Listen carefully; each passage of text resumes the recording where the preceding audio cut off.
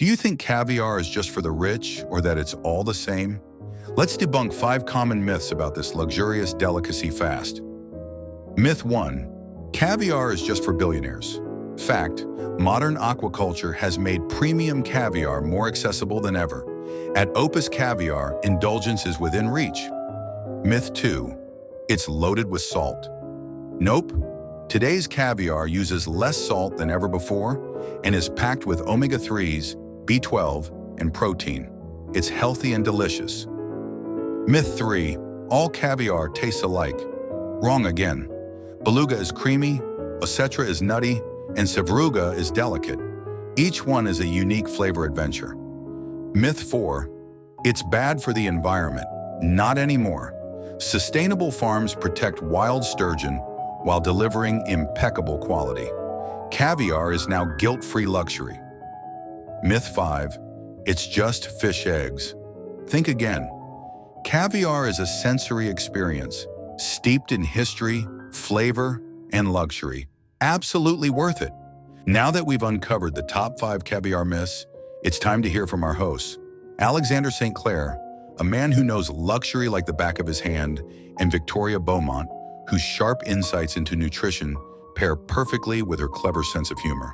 Together, they'll unravel more truths about caviar with style, wit, and plenty of personality. Let's hear what they have to say. Decadence. Extravagance. Luxury, perhaps. Luxury, yes, that's the word. Today, we're all about caviar. The black gold, as some call it. Exactly, and we're going beyond the surface, separating fact from fiction, so you can navigate the world of caviar. With the confidence of a true connoisseur. Absolutely, because let's be honest, there's a lot of mystery surrounding caviar. Oh, a haze of myths, you could say. Right, like that whole thing about caviar only being for the super rich. Ah, yes.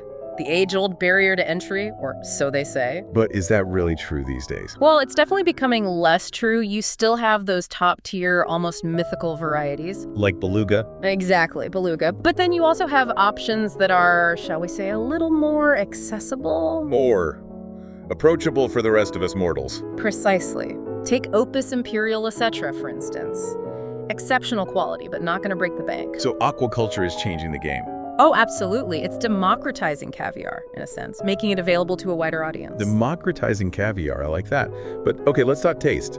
Is there any truth to the, I guess you could say, the caviar cynics out there, the ones who claim it all tastes the same? The caviar cynics, I love that term. But no, to say all caviar tastes the same is simply not true. Because each variety has its own distinct Flavor profile, Right. absolutely. Like fingerprints. Each species of sturgeon you see has its own unique characteristics. Can you give us an example? Sure, Ossetra, the one we were talking about earlier, smaller pearls, but the flavor, wow, robust, nutty. Like a whisper of the sea, but with this earthy, almost grounding finish. Interesting. And how does that compare to, say, beluga? Beluga, oh, that's an entirely different experience. Beluga is all about richness, buttery smoothness. It melts on the palate, you know, like a symphony of subtle complexities. Wow, a symphony, huh? Yeah. Okay, I have to try that someday. Now, another big one, and I've heard this so many times. Black caviar is the best, period. No contest. Ah, yes. The myth of black caviar's supremacy. We have to put that to rest, don't we? Yeah, let's dismantle that. Because red caviar has its own, Allure, absolutely. It's not about one being better than the other. It's about preference. like comparing, I don't know, a bold Cabernet to a delicate Pinot Noir. Precisely. Both exquisite, but for different moods, different palates. Red caviar with that vibrant color, that briny intensity. It's a whole experience in itself. I see your point. Now, on a slightly different note, let's talk about health. Because, well, caviar is known for being, indulgent. Luxurious, decadent. But is there any substance to it? Nutritionally speaking, I mean. You might be surprised to hear this, but caviar is actually quite good for you. Really? Oh, absolutely. Those tiny pearls are packed with omega-3 fatty acids, great for your heart, your brain, Yeah.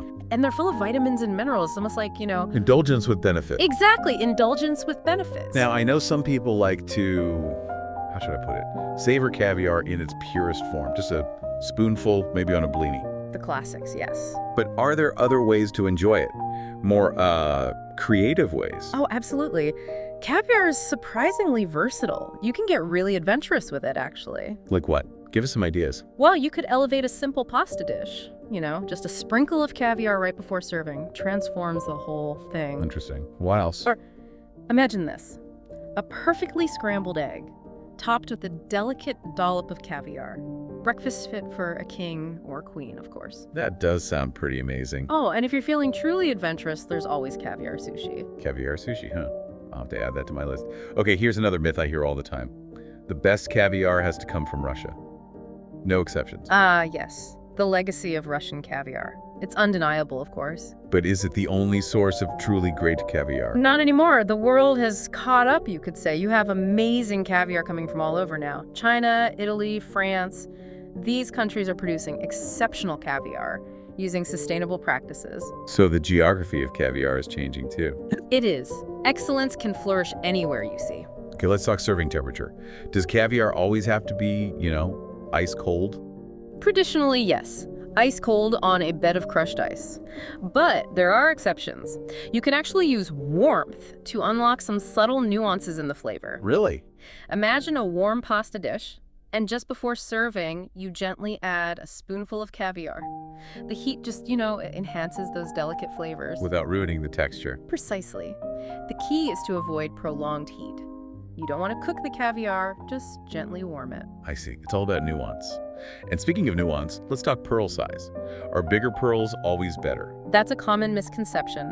While some people gravitate towards larger pearls, it's not about size, it's about the concentration of flavor. So smaller pearls can be just as good. Absolutely. Take Ossetra, for example. Smaller pearls, but incredibly intense flavor. It's like comparing a small, perfectly cut diamond to a larger, less brilliant one. Interesting analogy. Okay, last question. This one's about the tools. Do you absolutely need a mother-of-pearl spoon to enjoy caviar? While mother of pearl is the traditional choice, it's not a necessity. Ceramic or even high-quality stainless steel will work just fine. What really matters is the experience. So it's not about the tools, it's about The appreciation, the enjoyment. the journey of discovering different types of caviar, experimenting with different pairings. Exactly. Finding what truly delights your palate. I love that. Yep. So as a final thought for our listeners, what would you say is the ultimate way to enjoy caviar? If you could sum it up, I'd say it's about appreciating the simplicity of luxury. Take something ordinary, like a perfectly scrambled egg, and elevate it with a touch of caviar, a little indulgence to brighten your day. Simple, yet luxurious. I like that. Simple yet luxurious. And on that note, we'll wrap up this deep dive into the world of caviar. Thanks for joining us, and until next time, keep exploring. Keep indulging. Keep indulging.